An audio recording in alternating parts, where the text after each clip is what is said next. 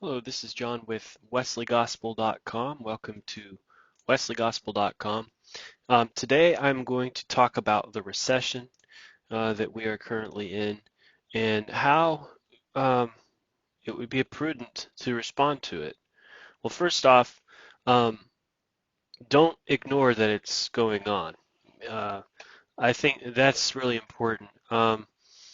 It'd be easy to ignore that we're in a recession right now because Donald Trump takes up all of our news time um, and his stupid sex scandals. Um, we are in an economic recession right now, and anybody who is not aware of that needs to become aware of that. We are in the same type of recession that we were in 2008 with the housing bubble.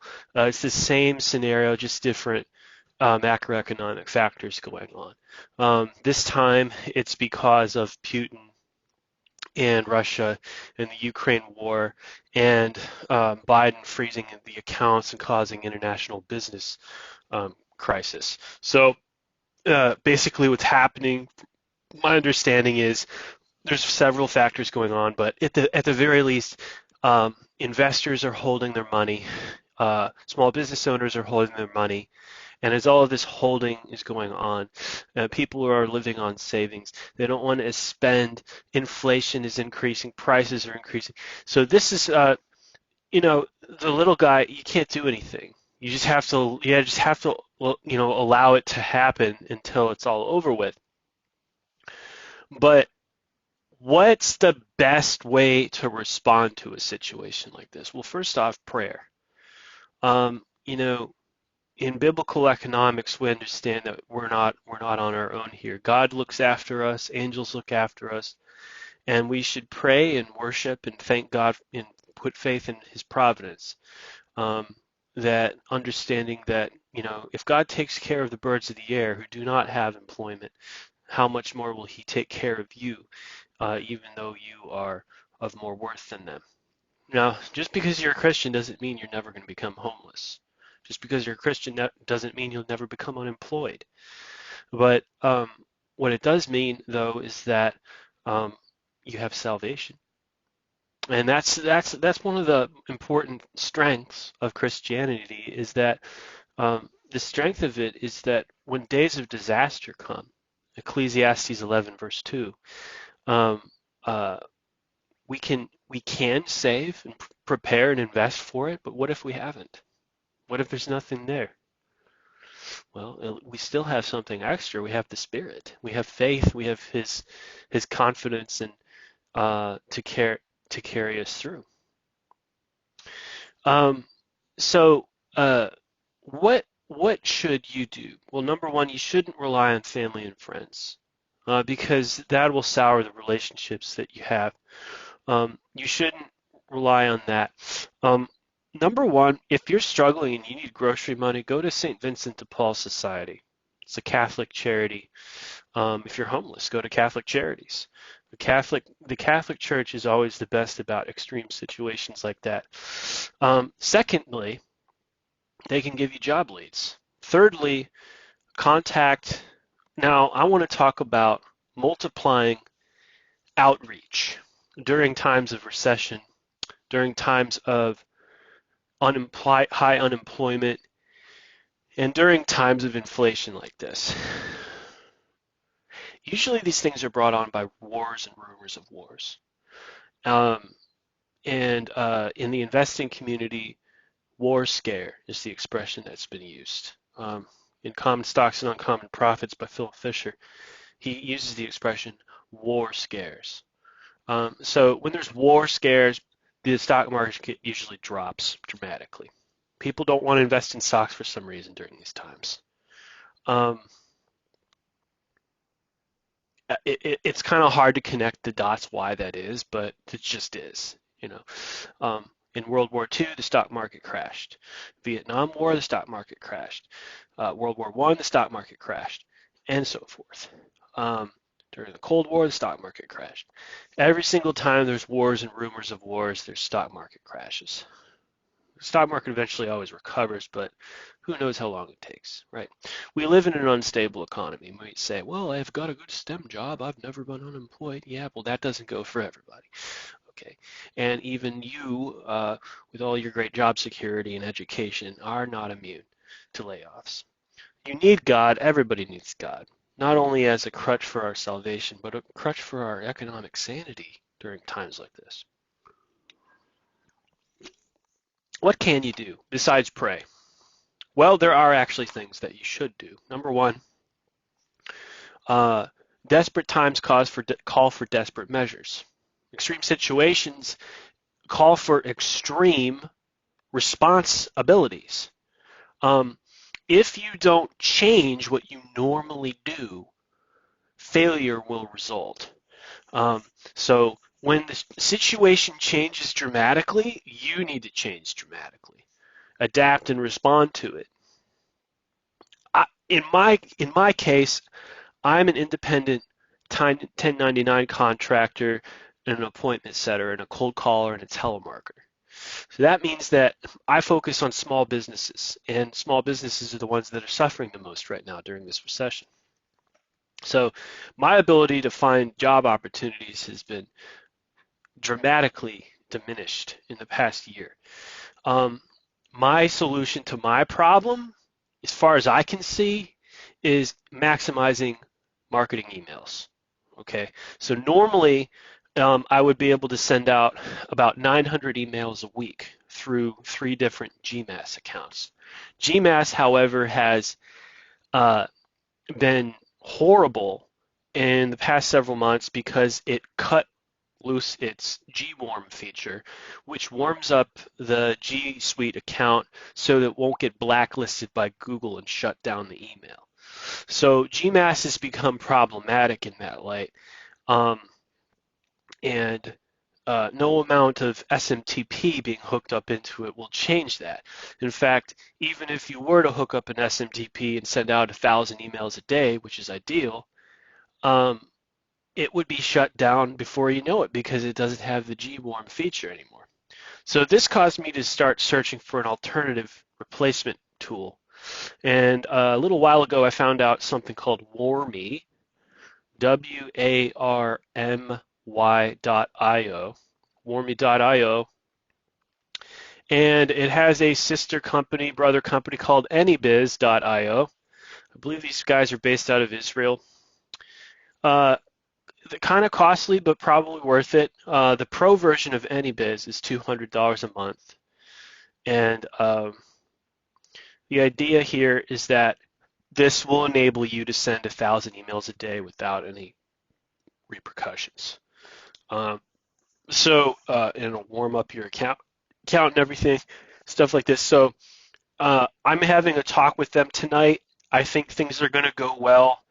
They're going to improve, and I will be able to increase my marketing output and normalize my appointment setting ability for myself.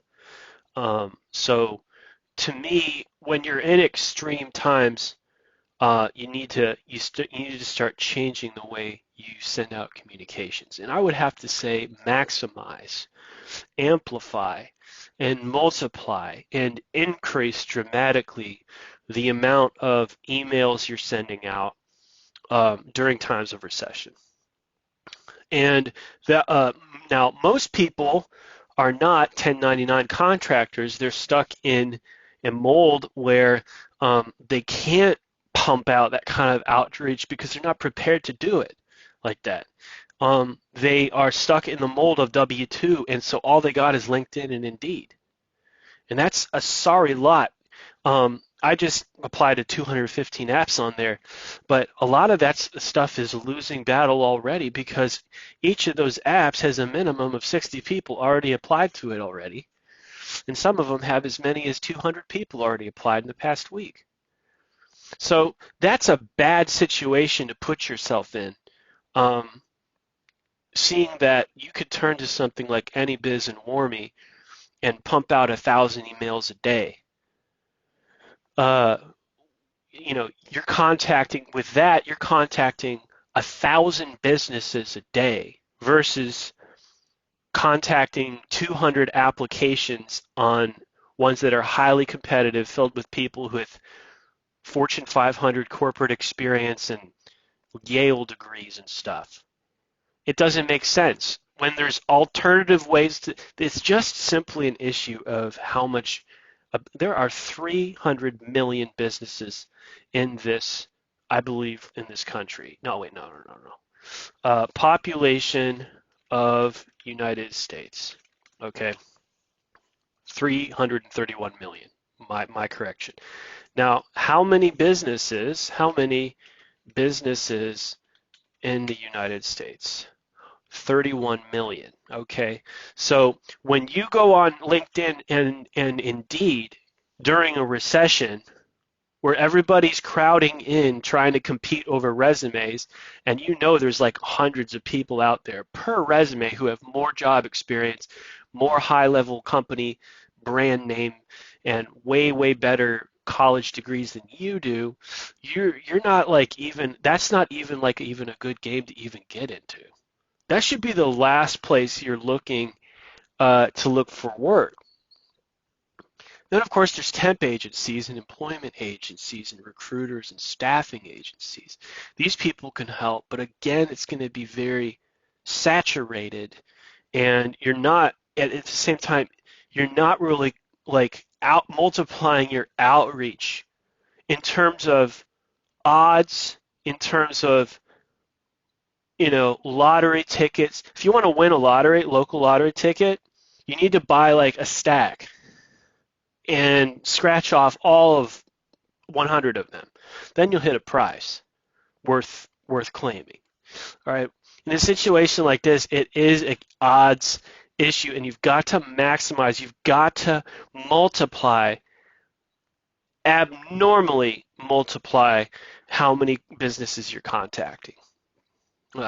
In a non-recession situation, you can get away with, contacting only 25% of the amount of businesses that you would need to contact in a recession situation like the one we're in. I would never have to try it this hard in a normal situation to try to find work. But because you're in a situation that's a recession, if I don't dramatically multiply like 75% more output to businesses, I will be on the street. And I think that applies to anybody really. It doesn't matter if you're in a W-2 position. It doesn't matter if you work at home, telecommute, what. It's how many businesses are you contacting during this time? How many? It is bulk outreach supreme. If you've only contacted 215 apps on LinkedIn, and most of those are overlap emails, overlap applications of the same company and the same job, you probably, you're not going to hit anything. And the people that interview you are like interviewing like 30 other candidates, and they're just going to eat up your time, right? You want to find laydowns and low-hanging fruit of people that already are interested. They're just ready. They just want to have a brief talk before they start working with you. The only way to find that, the only way to literally have so many interviews that you have to choose between which one you want to go to is bulk outreach. You've got to have 1,000 a day and 5,000 a week. The only way to do that is an SMTP situation. SMTP. SMTP. That's a bulk outreach capability in G Suite. It enables you to send 1,000 up to 2,000 maybe even a day. There are not a lot of programs out there that enable you to do that. Most of the time, the average Gmail sending limit is 500 a day, like a normal @gmail.com. But if you end up getting a domain name and it's G Suite or Google Workspace, it's a G Suite, you can technically send up to 1,000 a day, but it can't be a BCC. It has to be a staggered program that sends it out and warms up the account, or it'll shut it down. Google's AI system will shut it down. I don't know, it'll be in a week, it'll be in 2 weeks, and then what do you have to do? Go start another email. It becomes real problematic. A lot of small businesses struggle with these things all the time. It's not just me. It's every small business struggles with this. Uh, you know, this all started around 2018. These email difficulties. Um, it used to be that all you had to do was open up Outlook Explorer or Microsoft Outlook and click on the mail merge feature, and boom, you could send out 5,000 emails in one day, no problem. But since then, Gmail has become the standard format of emailing, not Outlook. And there's email sending limits. And you got to work around this. And as I was saying in the previous video, stocks are a battle, stock market's a battle, the business world is a battle. It's like it is like a strategy game. Sometimes bombs fall on you, and you got to be like, okay, now how am I going to recover from this? Let's figure out how we're, let's go to the war room and like plan this out like a strategy. But I would have to say the greatest, most powerful, most useful strategy in any sort of shaky job situation is to multiply your outreach at least 3 times the amount that you normally do. And I say 1,000, 1,000 a day. It would be it. So that's my current goal. I bet at about 300. Let's see, technically 900 a week. Let's see, no. 900 times 3, which is about 2,700 a week. And I'm trying to get up to 5,000. So I need to do at least 2 times the amount, maybe even 3. So I would have to say it's safe to say that if you multiply your outreach 2 to 3 times what you would normally do in a healthy job search, you'll be okay in a recession situation. So if you're in a situation where in a healthy economy, you only need to apply a certain way to 100 things and then you got a job. Good for you. If you're in a recession, it might be likely for you to follow the same pattern and apply 300 to get the same result. Now, why is that? Well, it is a matter of simple mathematics and numbers. I'm not a math guy, but I can at least communicate the idea. And that is this. During recessions, it's mostly the small businesses. They can't keep up with their operating expenses anymore, or in this case, these businesses are not receiving any more bank loans. Banks are holding their loan money because they don't believe that the businesses will be able to pay them back. And so the businesses tank and they go bankrupt during these times. And they're in debt to the bank, basically. These businesses will not succeed if they don't radically shift a bunch of money into email outreach and multiply it at least 2 or 3 times what they normally do. The key is appointments. You've got to get appointments, whether it's in the form of interviews or demos or client appointments. You've got to maximize appointments through email outreach, bulk outreach. If you don't do this, you will fail. And the simple reason is simple mathematics. Economic recessions cause massive amounts of businesses to hold tight-fistedly their expenditure money so they can ride out the storm. And as a result of that, nobody really knows how many businesses are doing this. But it's safe to say a large portion of them are. It's safe to say millions of them are during these times. But you're never really going to know which ones are a little bit more open. It's the same way with the stock market. If you have a watch list of thousands and thousands of stocks, you're going to be able to identify the small handful of ones that are actually moving today. It's the same way with prospecting for job opportunities, job searches. It's bulk, bulk, bulk. How are you going to identify that needle in the haystack guy? during those times where the odds are high. Well, you've got to do the bulk outreach. You've got to send out communications and not isolate yourself from all of the people out there. You've got to make sure that tons and tons during times like this, that tons and tons and tons of people are receiving communications from you. It's the only way. You're saying help to tons and tons of people. Um, that's what's going on there. Um, so that you can get past all of those people that are tight-fisted and hanging on to their money. And you can eventually snag a guy that actually has money to give. That snag a guy, or snag a company that actually has the budget to pay for your job category.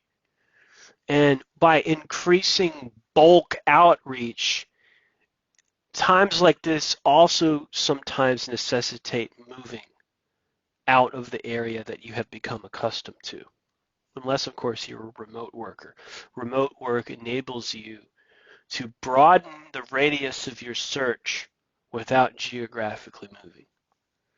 But you've got to think outside of the geographical box in which you have boxed yourself during times like this and start thinking in terms of the entire country being a place to conduct your job search rather than just your city that you live in. Because it's about going by the numbers. So in times like this, if you contact lots and lots and lots, I'm talking tens of thousands of people, you will have more opportunities and more security against the day of disaster. And that's exactly what Ecclesiastes 11:1 and 2 says. Ship your grain across the sea to seven, divide your portion to 7 or 8 in the day of disaster. Diversification not only applies to investments, it also applies to job opportunities. And diversification is best done through massive bulk communication. Anyway, God bless you out there. This is John with wesleygospel.com.